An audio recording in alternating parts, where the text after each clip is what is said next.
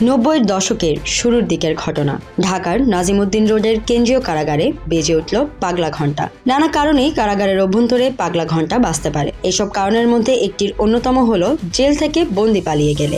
এমনই এক জেলে পালানোর ঘটনায় পাগলা ঘণ্টা বাজতে থাকে কারাগারের ভেতর। কারারক্ষী থেকে শুরু করে পুলিশ ও বিভিন্ন গোয়েন্দা সংস্থার সদস্যদের তৎপরতা শুরু হয়ে যায়। একের পর এক পুলিশের ভ্যান এসে কারাগারের ফটকের সামনে হাজির। পদস্থ কর্মকর্তারাও এ নিয়ে ভীষণ চিন্তিত। যিনি পালিয়েছেন তিনি আর কেউ নন, তৎকালীন সময়ের দুর্ধর্ষ মকিম গাজী। 80 ও 90-এর দশকে দেশের ডাকাত জগতের এক সম্রাটের নাম। পটুয়াখালীর মাটিভাঙ্গা গ্রামে জন্ম নেওয়া এই ডাকাতের নাম শুনলে সাধারণ মানুষ আটকে উঠত।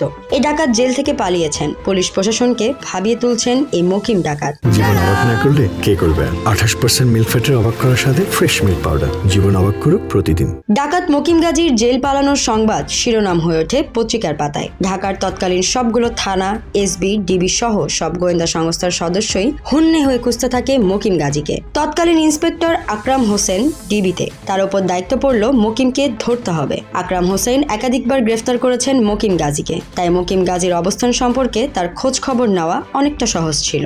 দুপুরের সংবাদ এলো মকিম গাজী তৎকালীন ডেমরা থানার কোনাপাড়া এলাকায় একটি ঝুপড়ি ঘরে অবস্থান করছেন। সঙ্গে সঙ্গে সিভিল পোশাকে ছদ্মবেশে ওই বাড়ির চারপাশে অবস্থান নেয় গোয়েন্দা পুলিশের দলটি। ধীরে ধীরে মকিম গাজীর অবস্থান করা ঘরটির কাছে পৌঁছায় পুলিশের দল। কিন্তু ভাগ্য খারাপ, মকিম গাজী পুলিশের অবস্থান জেনে যান। বাড়ির পেছনের ঘরের বেড়া কেটে পালিয়ে যান মকিম। এ সময় একজন পুলিশ অফিসার মকিম গাজীকে ঝাপটে ধরে চ্যাংতলা করে মাথার উপরে তুলে ধরে চিৎকার করে বলতে থাকেন, স্যার পেয়ে গেছি, স্যার পেয়ে গেছি। জেল পলাতক মকিম গাজীকে গ্রেফতার পুলিশের মর্যাদার বিষয় হয়ে দেখা দিয়েছিল।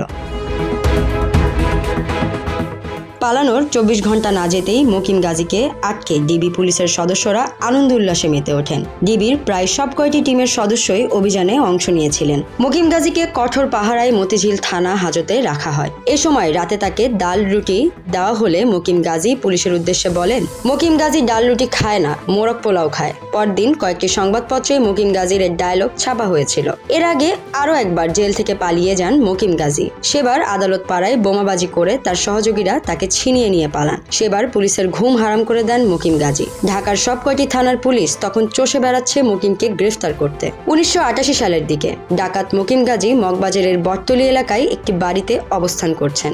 এমন খবর পেয়ে দলবল নিয়ে ওই বাড়ির অবস্থান দেখতে যান পরিদর্শক আকরাম। বিকাল গড়িয়ে সন্ধ্যার আধার নেমে আসছে, কিন্তু কিছুতেই মকিম গাজীর অবস্থান করা বাড়িটি শনাক্তই করতে পারছিলেন না। এ সময় একটি বাড়ি থেকে বের হওয়া একজন পথচারীর কাছে আকরাম জানতে চান, এখানে 2-3 দিন হয়ে একজন নতুন ভাড়াটিয়া উঠেছেন, এটি কোন বাসা বলতে পারেন? ভদ্রলোক আঙ্গুলের ইশারায় দূরে একটি বাড়ি দেখিয়ে দ্রুত হাঁটতে থাকেন। এ সময় গলি থেকে দৌড়ে এসে স্থানীয় সোর্স আকরামকে বলেন, স্যার আপনার সঙ্গে এইমাত্র কথা বলা লোকটিই মকিম গাজী। তখনই পুরো এলাকা ছড়িয়ে থাকে গোয়েন্দা দলের সদস্যরা দৌড়ে তাকে ঝটপট ধরে ফেলে।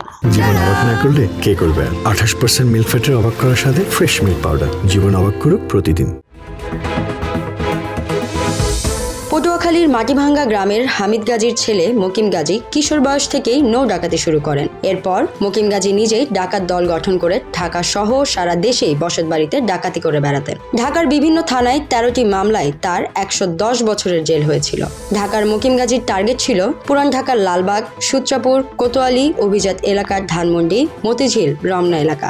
মকিম গাজী প্রায় 30 বছর ধরে কারাগারে বন্দী আছেন। এর মধ্যে অনেক মামলা আদালতের রাষ্ট্রপক্ষে সাক্ষী উপস্থাপন করতে না পারার ব্যর্থতায় খালাস পেয়েছেন। কারাগারে এখন তার বয়স 70-এর বেশি। বিভিন্ন সময়ে কারাগারে অনুযায়ী 20 বছর জেল খাটার পর বন্দির আচরণ ভালো থাকায় মুক্তি দেওয়ার জন্য স্বরাষ্ট্র মন্ত্রণালয়ে তার নাম পাঠানো হলেও জেল পালানোর কারণে তার মতো দাগী অপরাধীকে মুক্তির বিবেচনায় আনা হয়নি। তিনি আছেন এখন কাশিমপুর কারাগারে। তাকে সার্বক্ষণিক নজরদারির মধ্যে রাখা হয়। সামরিনা প্রীতি, ডেস্ক রিপোর্ট, ঢাকা এক্সপ্রেস।